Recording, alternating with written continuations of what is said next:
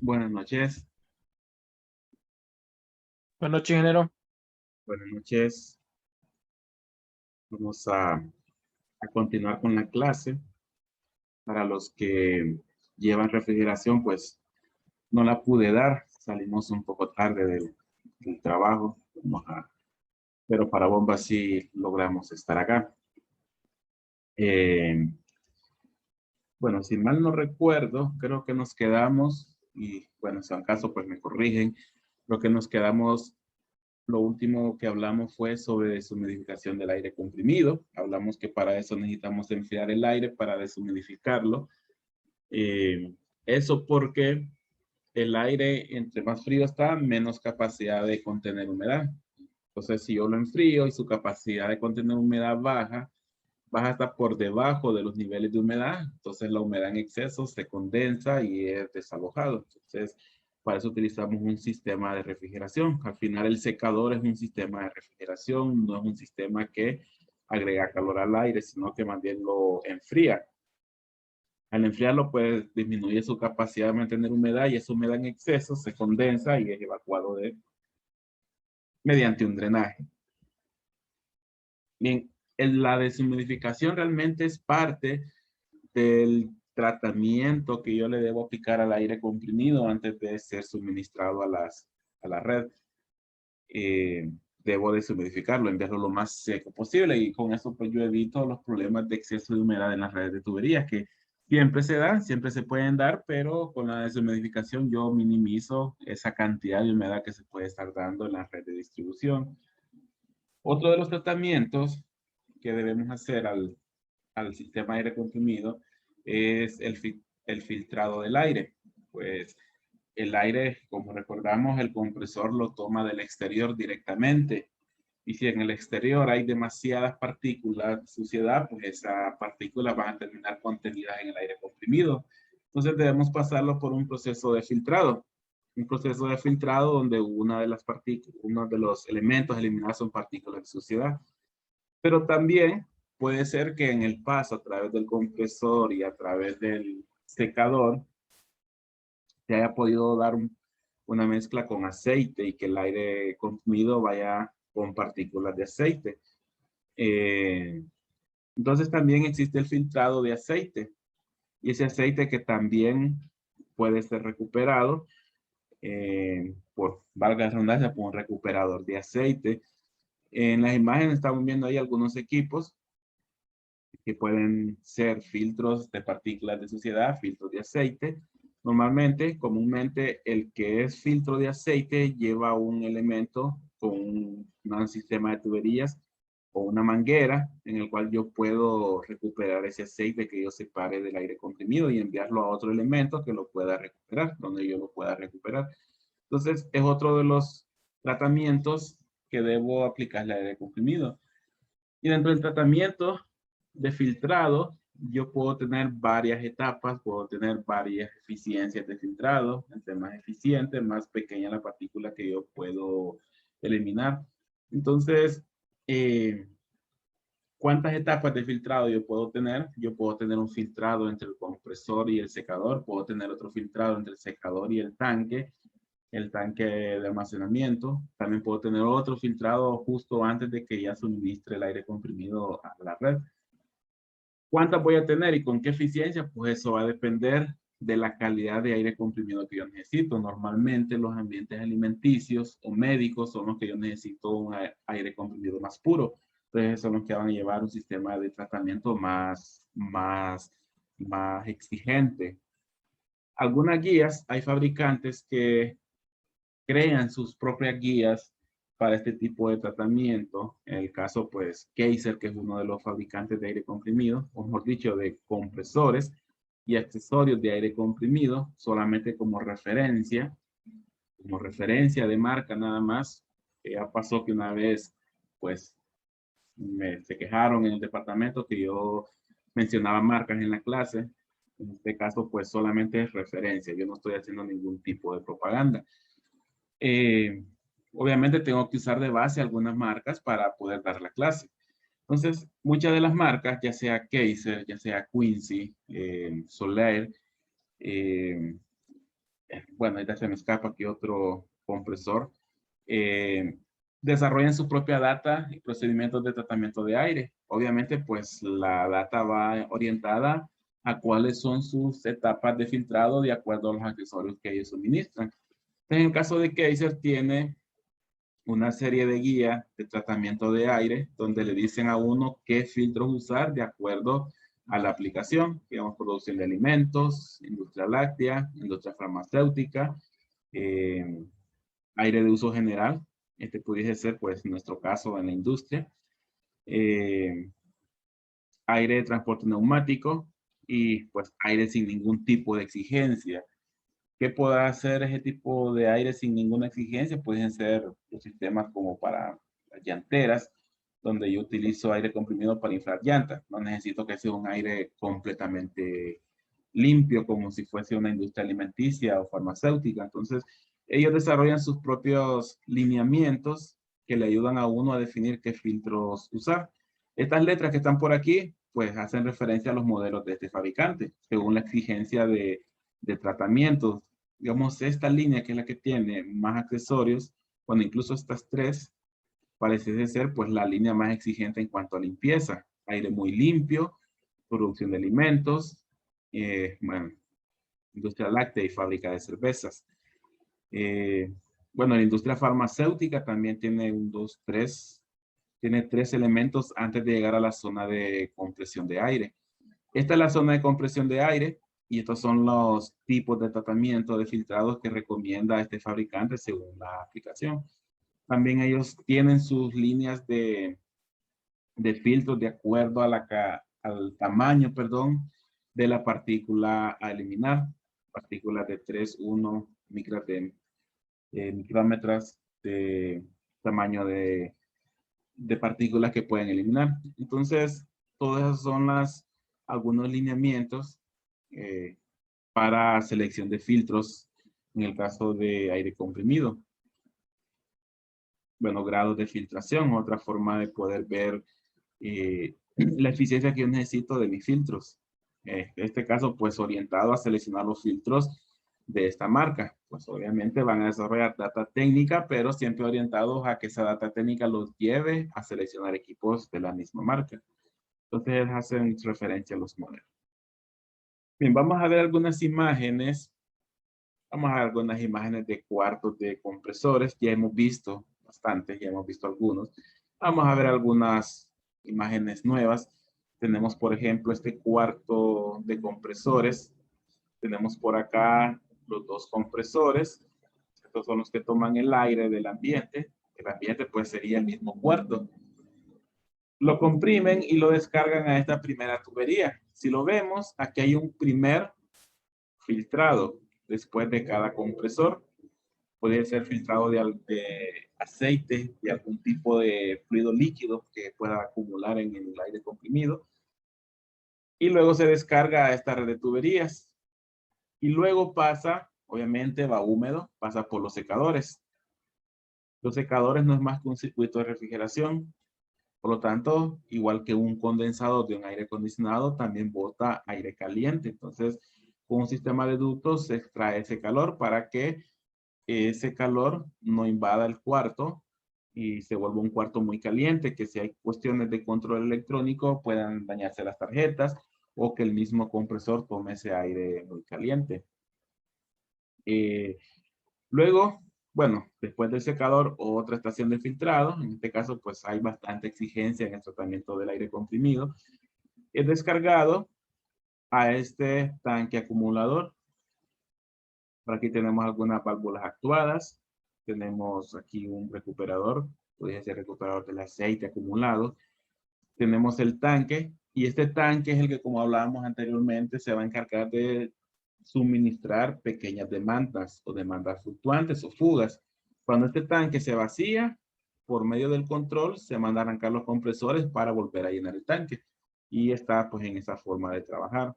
Luego por aquí pues un panel de control. Yo de repente aquí puedo monitorear la forma de trabajo de los equipos, programar horarios, ver estadísticas, consumos, producción de aire comprimido, consumo de aire comprimido. Si tuviese los suficientes elementos eléctricos, pudiese ver el consumo eléctrico semanal o mensual. Algún tipo de alarma pudiese ver a través de esta pantalla. Incluso puede tener una comunicación para integrarse al sistema BMS del edificio en caso de que pues, exista BMS. O también puede ser para que el proveedor pueda monitorear el estado del compresor o la forma de trabajo como una asistencia técnica al departamento de mantenimiento. Entonces el proveedor o el fabricante, mejor dicho, puede entrar a través de internet, si tuviese comunicación en el panel, y a través de internet estar monitoreando las condiciones de trabajo de sus equipos y pues dar una asistencia operativa a mantenimiento. Bien, como el compresor toma aire de sus alrededores, yo debo proveer áreas por donde puede ingresar ese aire fresco que toma el compresor. Lo mejor pues fuese de que las paredes fuesen como malla para que los compresores tomasen lo más fresco posible el aire. Pero no siempre es posible, entonces debemos proveer, en este caso con louvers, la entrada de aire fresco al cuarto de compresores. Bien, una vez que nosotros ya sabemos cuáles son mis requerimientos, yo puedo pasar a lo que es la selección del equipo. Hay varias formas de clasificarlo. Uno de ellos es pues, el que vamos a ver ahorita. Lo clasifica según el tamaño o la capacidad del compresor en cuanto a tamaño. Por el caso, pues tenemos primero el uso doméstico. Ya vimos la clasificación según el tipo de compresor. Ahora lo vamos a ver según el tamaño. Tenemos primero por los de uso doméstico, compresores hechos para facilitar el trabajo en el hogar, como inflar llantas, balones, salvavidas, albercas o piscinas, juguetes inflables, trabajos de aerografía, pintar superficies pequeñas, o sea, para pintura. Requieren baja presión normalmente, bajo volumen, se usa de forma intermitente, o sea, no es un uso constante, sino que, pues, cuando en el hogar decidimos tener una piscina inflada, pues, en época de verano. Capacidad de hasta 1.5 HP. 1.5 HP. Aquí pues algunos ejemplos de tipo de compresor. De Sarma o de lóbulos. Incluso podría caer aquí el tipo de compresor scroll que vimos al inicio. Luego un poco más arriba estarían los de uso profesional o comercial ligero. Compresores hechos para usos versátiles. Pueden ser portátiles o fijos para diversos usos como carpintería, pintura, herrería, llanteras, talleres pequeños, pequeñas y medianas fábricas. Bueno, en estas familias se incluyen compresores líderes de aceite, propias actividades del sector de salud, consultorios, laboratorios, clínicas y algunos tamaños pues desde 1.5 hasta 10 HP. Vamos a ver más adelante que hay una relación del tamaño del compresor con la capacidad de producir aire comprimido. Vamos a ver más adelante que un HP equivale aproximadamente entre 10 y 5 SCFM de aire comprimido que puede lograr el compresor hasta 100 HP, perdón, hasta 100 PSI. Es decir, que 10 HP equivaldrían como a 40 o 50 SCFM comprimidos hasta 100 PSI. Entonces es una relación que se usa bastante porque hay mucho personal, ya sea técnico de mantenimiento, que hace referencia de los tamaños de los compresores según el tamaño del motor. Entonces hace referencia a 10 HP. Pero realmente yo debería mejor tener mi dato de SCFM y presión a la cual puedo llegar. Bien.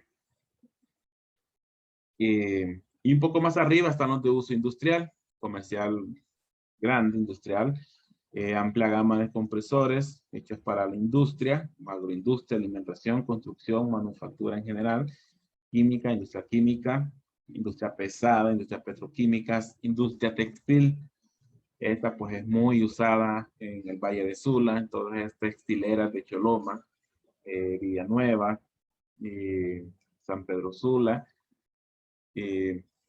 Utilizamos bastante aire comprimido para la industria textil. Y luego, pues, hospitales, talleres de pintura, industria automotriz, cuando utilizamos máquinas y herramientas neumáticas. Capacidades desde 5 a 30 HP, de 10 a 300 HP, de tornillo, de pistón. Bueno, esta es quizás la clasificación más alta en cuanto al tamaño de compresores.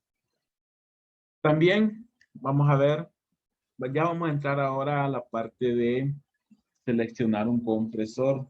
Aparte de saber la aplicación, el tipo de compresor que yo quiero, tengo que seleccionarlo en cuánto necesito yo de capacidad mi compresor, ya sea presión o ya sea flujo. Para eso pues tenemos que ir entrando a conocer lo que son los requerimientos de presión y flujo. Presión pues es fácil de interpretar, ya lo venimos estudiando desde mecánica de fluidos, desde física, la presión pues hasta cuál debo elevar el aire comprimido, pero también debemos especificar un flujo. No sé si había mencionado, pero un compresor puede tener capacidad de 100 PSI, pero solo 10 SCFM, o 100 PSI, 100 SCFM, o 100 PSI, 1000 SCFM. Entonces, realmente hay mucha combinación, entonces debemos especificar siempre que queramos comprar un compresor, a qué presión necesito elevar la presión y cuánto es el flujo que puedo comprimir hasta esa presión. Son los datos que yo debo proporcionar. Bien, la presión es fácil de identificar, pues va a depender de cuál es mi presión de trabajo, cuál es la presión máxima que yo necesito en mi red, más las pérdidas. Entonces esa debería ser la presión mínima que debe cumplir mi compresor. Por así decirlo, si en mi red la presión máxima que yo necesito es 100 PSI, y en las tuberías tengo una pérdida de 10 PSI, yo podría decir que necesito un compresor que mínimo tenga una capacidad de 110 PSI. Luego los flujos, pues hacemos unas sumatorias por ahí, tomamos en cuenta algunas coincidencias y con eso sabemos cuánto flujo debe proporcionar mi compresor. Bien, aquí hay una tabla que se relaciona bastante a lo que yo mencioné, que es común interpretar el tamaño de un compresor con la capacidad en SCFM, que tal vez no necesariamente sea así, pero hay ciertas reglas de dedos, similar a las que mencioné, que para un compresor de 10 HP, yo pudiese producir 4 SCFM por cada HP, o sea, 40 SCFM. Aunque los compresores nuevos pueden lograr más, pueden lograr 4.5, 4.8 SCFM por cada HP de motor del compresor. Bien, vamos a ver más adelante los flujos o los requerimientos. Por mientras, veamos un poco un ejemplo de una tabla de un compresor. Esto es para que veamos lo que yo mencionaba, que yo puedo tener diferentes combinaciones de presión y diferentes combinaciones con flujo que puede comprimir ese compresor. Por ejemplo, vemos esta tabla, que en el caso de un compresor de velocidad fija, tenemos un compresor, los compresores pueden tener valor de frecuencia, equivalente al valor de frecuencia de una unidad split, que lo hace convertir su eficiencia en STIR o inverter.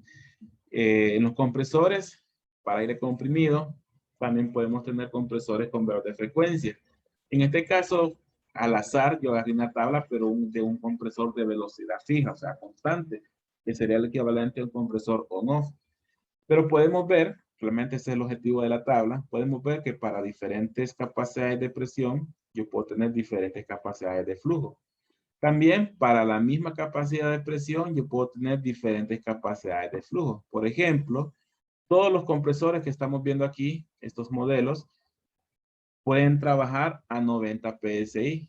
Todos pueden trabajar, bueno, este no sale, a 90 PSI, pero vemos que el primero a 90 PSI tiene una capacidad de 1144 CFM. Pero el siguiente, también a 90 PSI, tiene una capacidad de 1388. El siguiente, bueno, este no lo tiene, pero este penúltimo, a 90 PSI, tiene una capacidad de 1589. Y el último, bueno, el último coincide con el penúltimo. 90 PSI, 1589. Entonces, hay que tomar en cuenta esos dos valores cuando nosotros seleccionemos nuestros compresores. Vemos que el primero, por ejemplo, tiene un compresor con un motor de 250 HP. Si seguimos la relación que mencionamos hace un momento, si cada HP produce 4 pies cúbicos de aire comprimido, yo estaría hablando que este compresor tiene una capacidad de 1000 pies cúbicos. Pero vemos que 1000 pies cúbicos coincide al ponerlo a trabajar con 125 PSI. Pero si lo pongo a trabajar en un rango bajo, va a poder dar más. Si lo pongo a trabajar con un rango alto, va a dar menos. Entonces, realmente, definir la capacidad de un compresor solo por el tamaño de su motor es un poco confuso. Realmente es la capacidad, pero a cierta presión. Digamos 300. Si sigo la regla, pudiese dar 1200. Pero 1200 lo da solo a 125 PSI.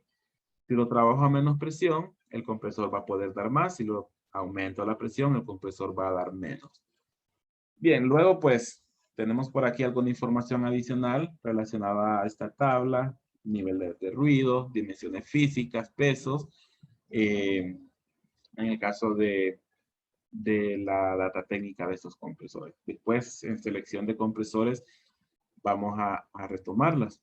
Bueno, también por aquí algunos ejemplos más de otro tipo de compresor, pues no copié el título, no sabría decir de qué tipo de compresor estoy hablando aquí, pero es algo similar.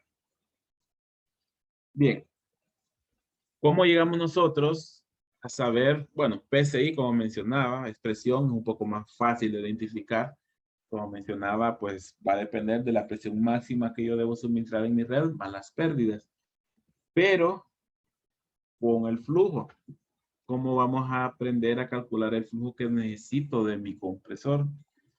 Pues eso va a depender de los niveles de flujo que yo necesito en mis demandas.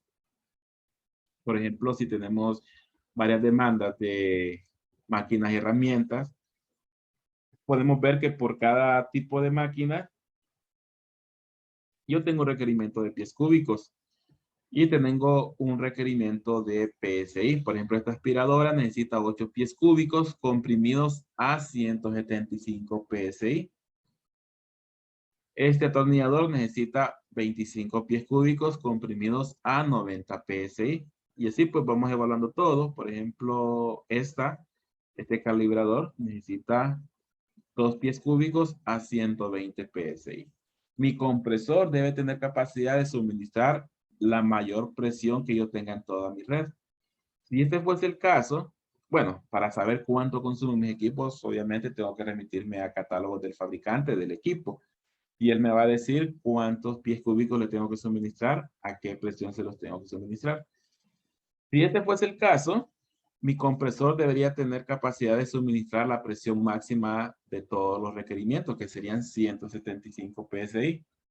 Más las pérdidas, entonces yo podría redondear un compresor de 200 PSI. Y para saber el flujo, yo debería sumar todos estos flujos para saber cuántos CFM necesito que tenga capacidad mi compresor. Bien, otros ejemplos de demandas, máquinas, herramientas, pues tenemos los flujos, tenemos las capacidades en PSI, o cuánto, mejor dicho, cuánto es la presión que necesita esta máquina, herramienta para poder trabajar de buena forma. Bien, esos son algunos ejemplos en el caso de máquinas, herramientas. Bien, también yo mencioné que para el flujo yo necesito sumar todos los flujos.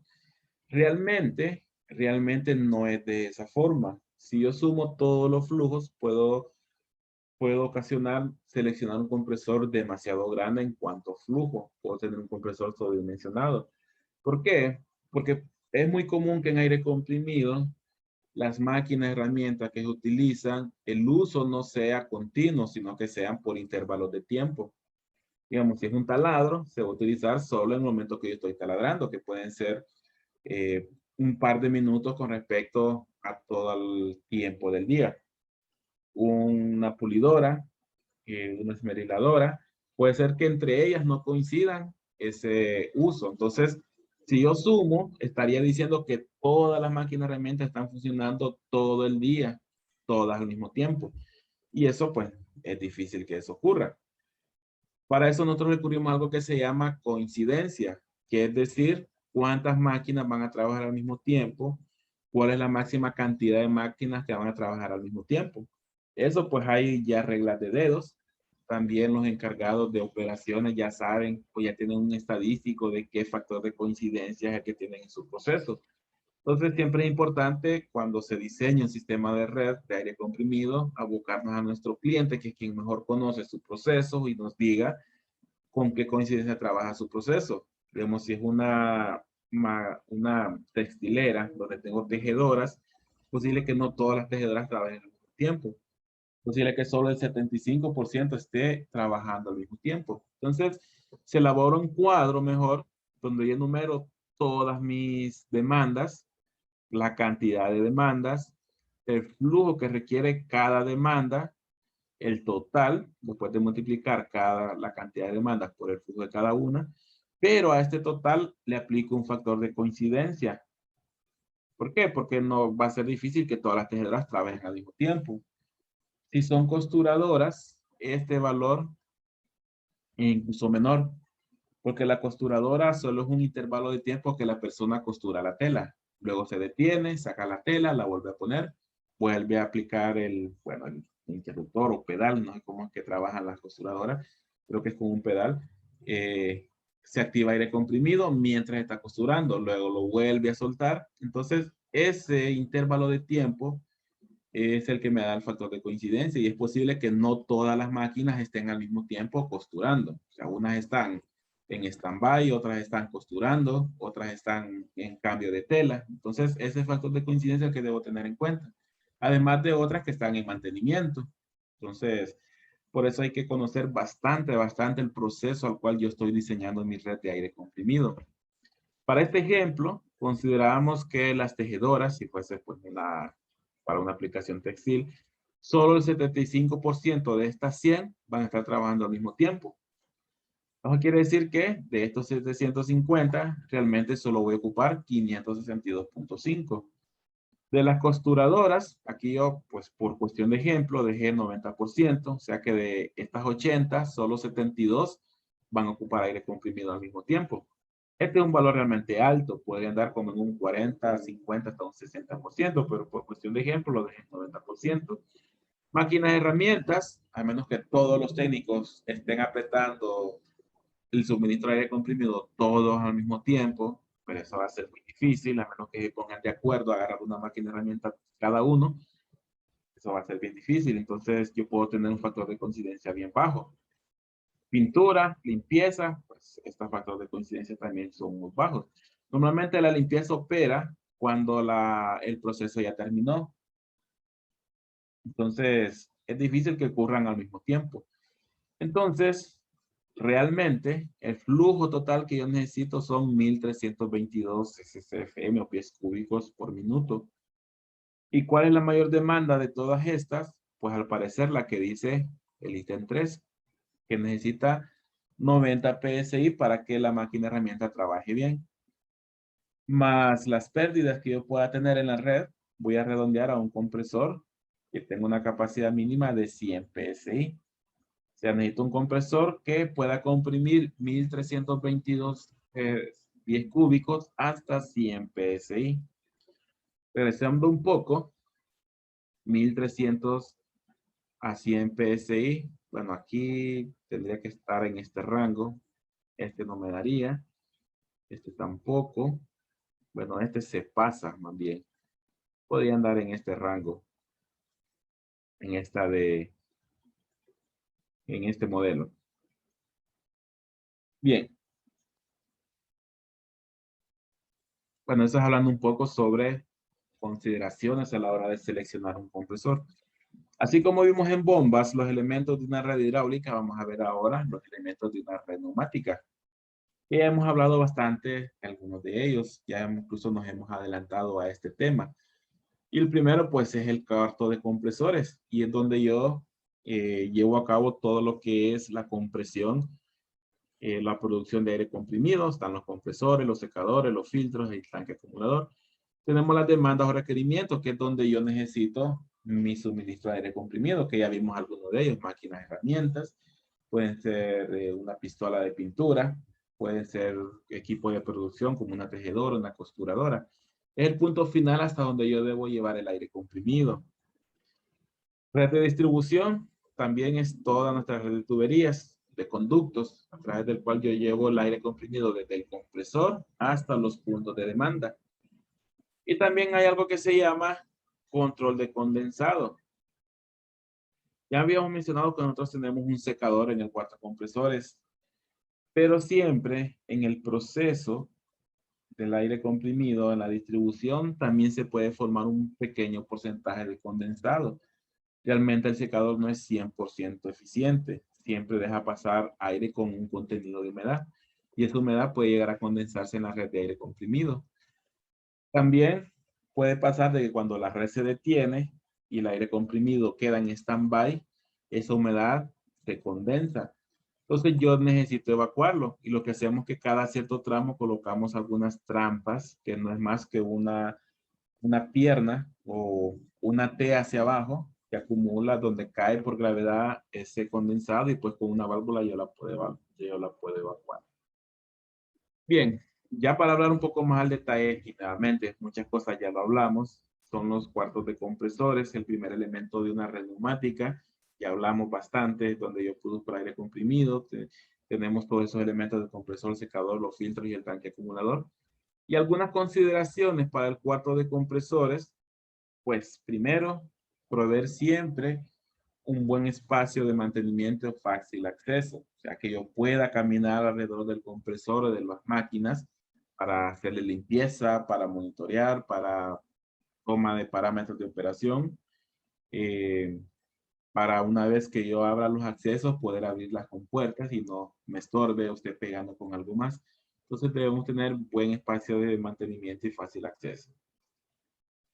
Consideraciones ambientales, pues no lo voy a poner a la par de, qué sé yo, de la descarga de serrín de alguna carpintería, o no lo voy a poner a la par de la descarga de cáscara de café, porque la succión de los compresores pueden tomar estas partículas.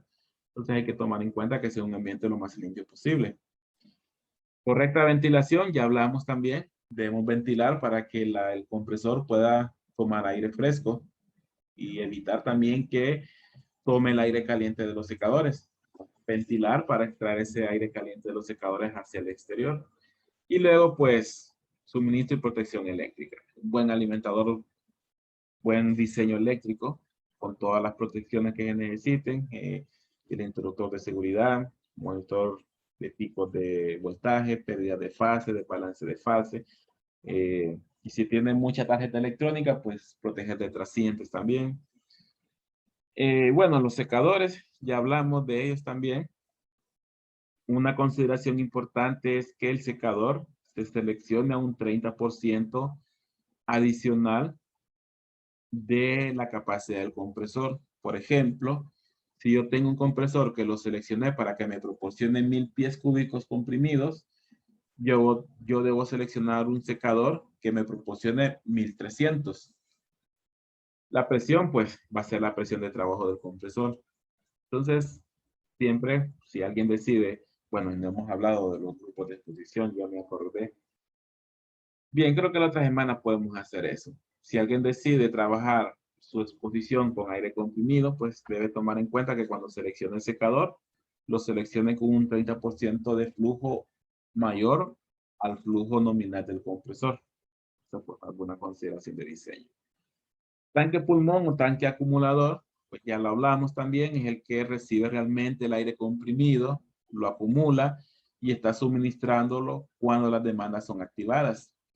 Una vez que una vez que el tanque, su presión cayó bajo un cierto número o un nivel, entonces se activa el compresor para llenar nuevamente el tanque acumulador.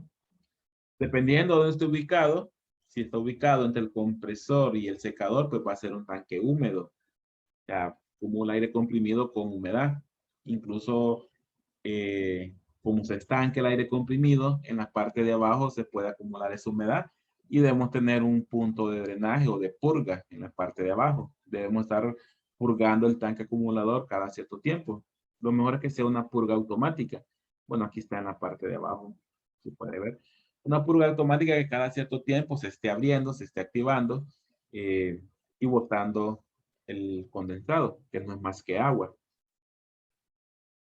Y si está después del secador, sería un tanque seco, bajo el concepto que ya recibió aire seco. No 100% seco, porque como hablamos, no es 100% eficiente el secador. No es que va a llevar la humedad del aire a 0%, siempre contiene un poco de humedad. Bien, eso en cuanto al tanque acumulador. Bueno, otro ejemplo de instalación de compresor, filtrado, tanque, filtrado, secador, filtrado, tanque y un último filtrado en esta parte final. Algunos ejemplos de cuartos, desde los más pequeños, algunos hasta ya son un tipo paquete, otros que realmente no es un cuarto, sino que es el compresor ahí a mitad de la planta de producción. Podemos tenerlo de esta forma. Y luego lo que es propiamente un cuarto. Es importante también en nuestras consideraciones de diseño que cuando botemos el aire caliente, tratemos de hacerlo que no quede cerca de la succión del compresor, porque lo que voy a estar haciendo es una recirculación y voy a estar tomando aire caliente. El aire caliente puede tener más humedad que el aire fresco, entonces por eso es importante que el compresor solo pueda tomar aire fresco. Lo ideal sería que esta descarga de aire caliente mejor esté al lado contrario de donde yo estoy tomando el aire fresco para el compresor, o definitivamente descargarlo hacia arriba, así como están estos ductos de acá, descargar hacia arriba.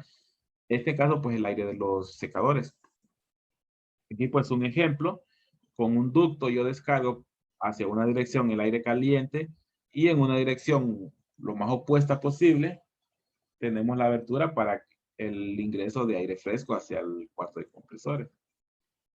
Bueno, algo que me había olvidado es que un compresor pues puede ser enfriado por aire, puede ser enfriado por agua.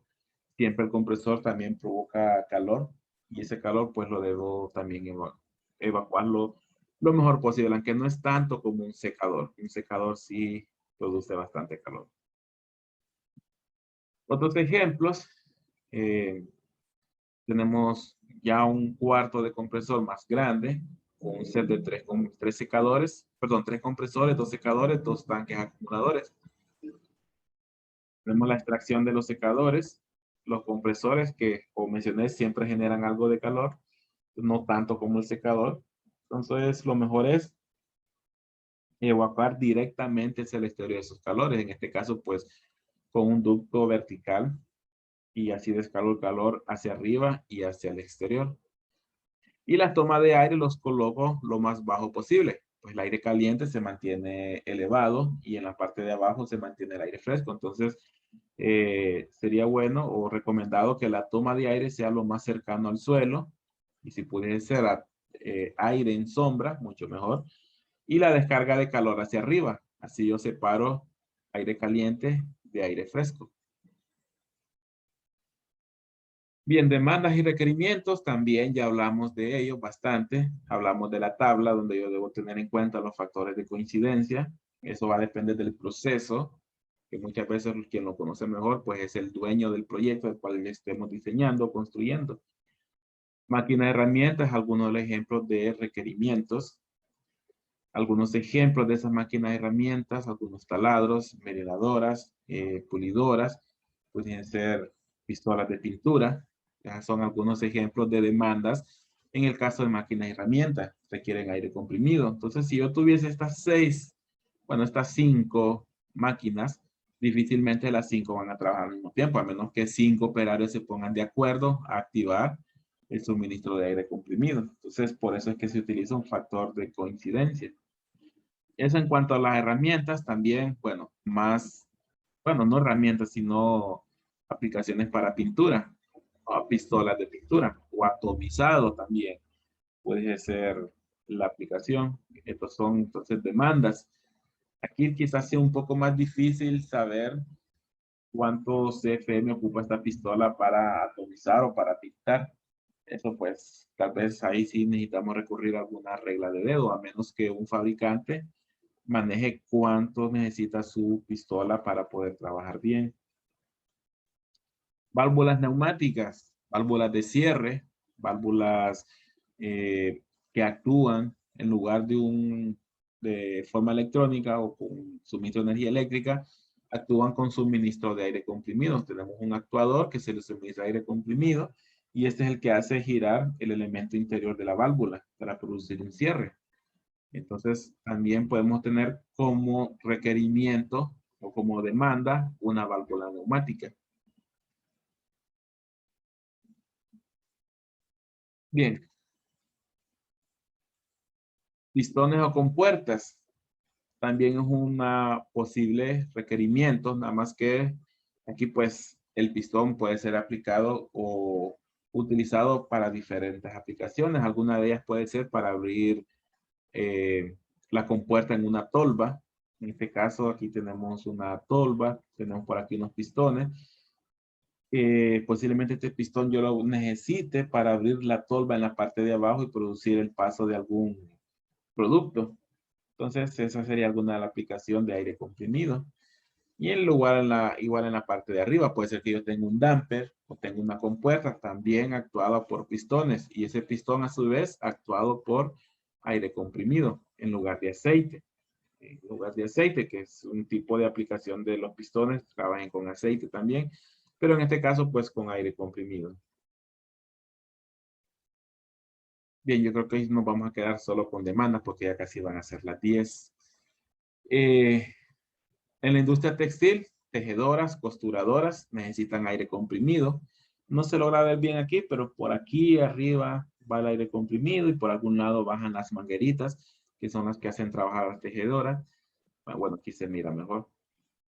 Y tenemos por aquí también unas costuradoras, las máquinas de costura, trabajan también con aire comprimido. Entonces, esta es otra demanda en el caso de industria textil. En la industria HVAC también podemos tener como requerimientos algún flujo de aire comprimido.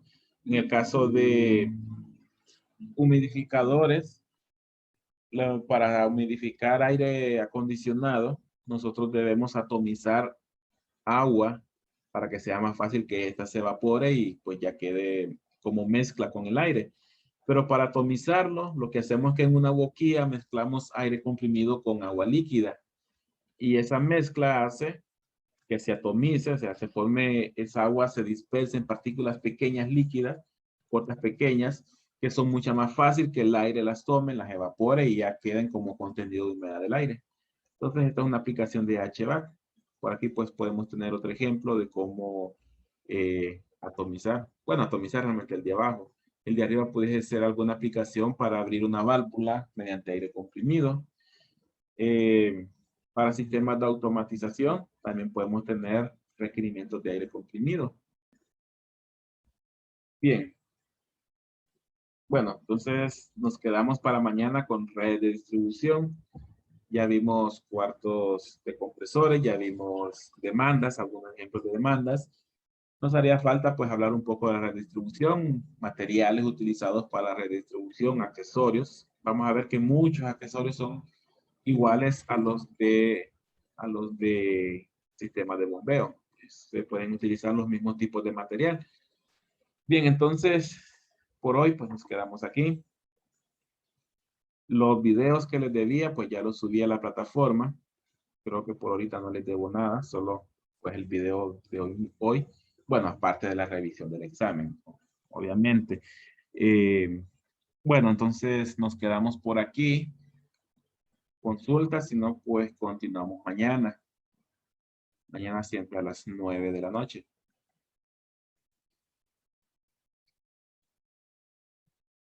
Bien, si no hay consulta, entonces nos vemos mañana. Sí, dinero. Buenas noches. Gracias. Bueno, buenas noches.